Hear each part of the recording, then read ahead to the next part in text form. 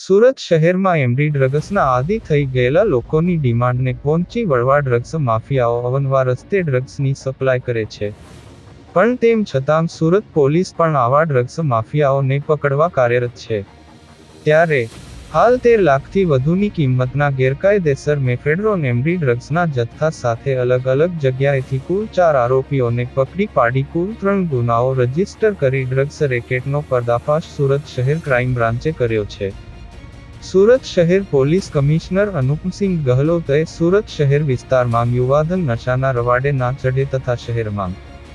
નશાયુક્ત માદક પદાર્થનું વેચાણ નેસ્તનાબૂદ કરવા no drugs in Surat city અભિયાન અંતર્ગત ગેરકાયદેસર માદક પદાર્થોની સપ્લાય કરતા માફિયાઓ તથા તેમની ગેંગના સિન્ડિકેટ સભ્યોને પકડી પાડવા અંગે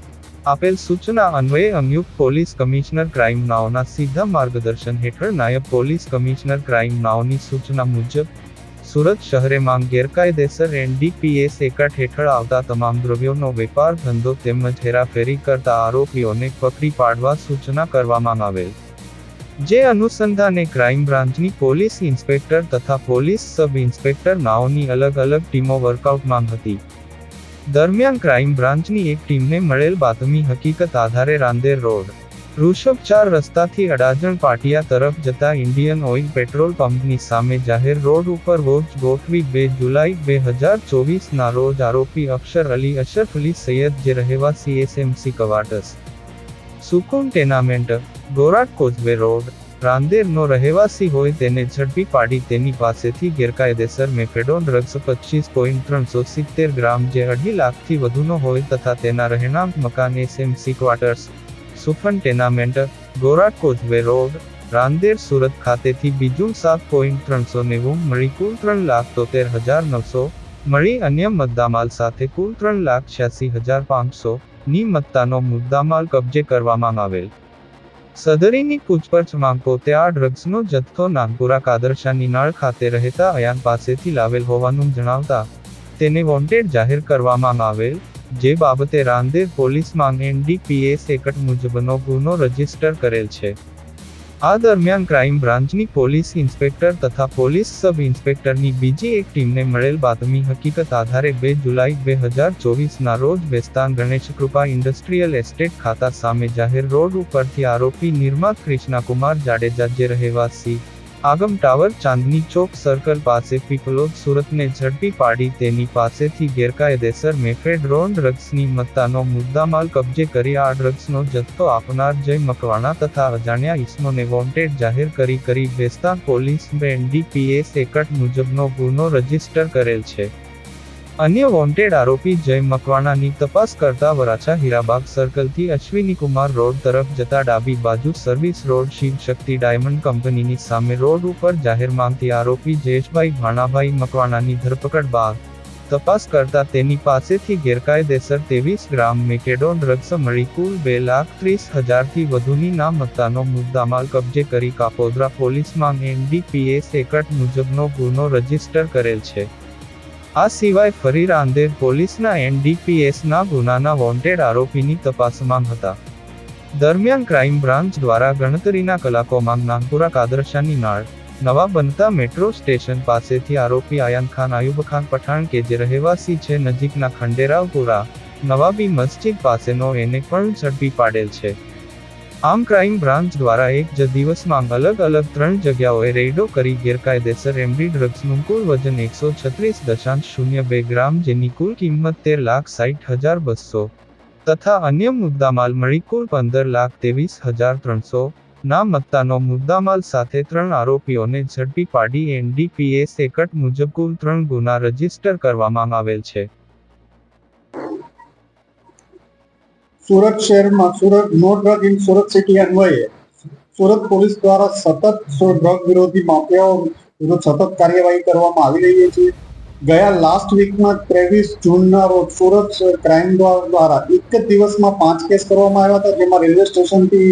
250 ગ્રામ 253 ગ્રામ જેટલું પકડ્યા પછી અલગ અલગ 5 રેડો કરવામાં આવી હતી, જેમાં 350 ગ્રામ જેટલું પકડવામાં આવ્યું હતું અને 7 આરોપીની ધરપકડ કરવામાં આવી હતી, જેમાં અડાજણ પોલીસ સ્ટેશનમાં 2 ગુના, રાંદેર પોલીસ સ્ટેશનમાં 1, પાલમાં 1 અને ડીસીપી પોલીસ સ્ટેશનમાં 1 ગુનો દાખલ કરી અને 7 આરોપીની ધરપકડ કરવામાં આવી. આ કેસમાં ફર્ધર સુરત ક્રાઇમ બ્રાન્ચ દ્વારા 2 લોકોની ધરપકડ વધુ કરવામાં આવી હતી અને અલગ અલગ પોલીસ સ્ટેશનોને સોંપવામાં આવ્યા હતા અને ડ્રગ માફિયા વિરુદ્ધ સતત સુરત ક્રાઇમ બ્રાન્ચ દ્વારા પ્રયત્નો કરવામાં આવ્યા હતા. એમાં ગઈકાલે ફરીથી સુરત શહેર ક્રાઇમ બ્રાન્ચને 3 કેસ કરવામાં સફળતા મળી છે. સૌપ્રથમ રાંદેર વિસ્તારમાં વૃષભ 4 રસ્તાથી અડાજણ પાટિયા તરફ જઈએ છીએ ત્યાં આઈઓસીના પેટ્રોલ પંપ પાસે અશરફ અલી સૈયદને પકડવામાં આવ્યા હતા, જેની પાસેથી 23 થી 24 ગ્રામ જેટલું એમડી મળી આવ્યું હતું અને આની પૂછપરછમાં રાંદેરનો રહેવાસી છે અને એના ઘરેથી વધુ ફર્ધર રેડમાં સર્ચ દરમિયાન એના ઘરેથી 7 ગ્રામ જેટલું 7 થી 8 ગ્રામ મળ્યું. ટોટલ એની પાસેથી 32 ગ્રામ જેટલો મુદ્દામાલ 3,20,000નો કબજે કરવામાં આવ્યો હતો, જે પીઆઈ મોદી અને એમની ટીમ દ્વારા કરવામાં આવ્યો હતો. સાથે સાથે એ જ સમયે પોલીસ ઇન્સ્પેક્ટર એસએન પરમાર અને એની ટીમ દ્વારા ભેસ્તાન ગણેશ કૃપા ઇન્ડસ્ટ્રીયલ એસ્ટેટમાં પણ એક રેડ કરવામાં આવી હતી, જ્યાંથી નિર્મિત જાડેજા પાસેથી 80 ગ્રામ જેટલું એમડી મળ્યું હતું અને આ એમડી ક્યાંથી આવ્યું એ તપાસ કરતા એ જયેશ મકવાણા નામનો એક કિસમ છે જે વરાછાનો રહેવાસી છે, એની પાસેથી મેળવેલાનું મળ્યું હતું. એની તપાસ કરતા પીઆઈ જેએનએમ ગોસ્વામી અને એની ટીમ દ્વારા એક બગમેન ઉપરથી જયેશ મકવાણાને પકડી પાડવામાં આવ્યો હતો અને એની પાસેથી ફર્ધર 23 ગ્રામ જેટલું એમડીનો મળી આવ્યો હતો, જે બાબતે કાપોદ્રા પોલીસ સ્ટેશન ગુનો દાખલ કરવામાં આવ્યો હતો. અમે એક જ દિવસમાં ફરીથી સુરત ક્રાઇમ વિભાગ દ્વારા 3 કેસ કરવામાં આવ્યા હતા અને 136 ગ્રામ જેટલું એમડી પકડવામાં આવ્યું હતું અને 13,60,000નો મુદ્દામાલ કબજે લેવામાં આવ્યો હતો. સૌપ્રથમ અશરફ સૈયદ પાસેથી આ માલ ક્યાંથી આવ્યો એ કન્ફર્મ કરતા એક અયાન પઠાણ જે નાનપુરા રહેવાસી છે એને તપાસ કરવામાં આવી અને અયાન પઠાણ પણ અત્યારે મળી આવ્યો છે. એની ધરપકડ કરી એને આગળ રાંદેર પોલીસ સ્ટેશનને સોંપવાની કામગીરી ચાલુ છે. આમ હજી આગળના સમયમાં ડ્રગ માફિયાઓ વિરુદ્ધ સુરત પોલીસની ટીમ વધુને વધુ સખ્તાઈથી કામ કરશે અને આ ફિલ્ડમાં લોકોને ડ્રગ મુક્ત કરવા માટેની એક ઝુંબેશ જે ઉપાડી છે એ પૂરી મહેનતથી સુરત પોલીસ દ્વારા કરવામાં આવી રહી છે.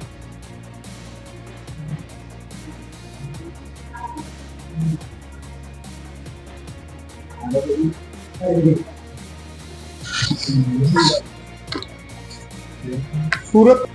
ઉલ્લેખનીય છે કે સુરત શહેરમાં એમડી ડ્રગ્સની સપ્લાય ચાલુ છે અને આ સેવન કરનારા અનેક લોકો હશે જેમને આ ડ્રગ્સના સોદાગરો એમડી ડ્રગ્સ જેવા ઘાતક આતંકિત નશાનું સામાન પૂરું પાડતા હશે, પણ તેમની પાછળ સુરત શહેર police, Surat crime branch police સતત આ ગુનેગારોને જેલના સળિયા પાછળ ધકેલવા પ્રયત્નશીલ છે એ વાત પણ હકીકત છે. કેમેરામેન સાબિર અલી સૈયદ સાથે કાદિર શેખ, કર્તવ્ય ગુજરાત ન્યૂઝ, સુરત.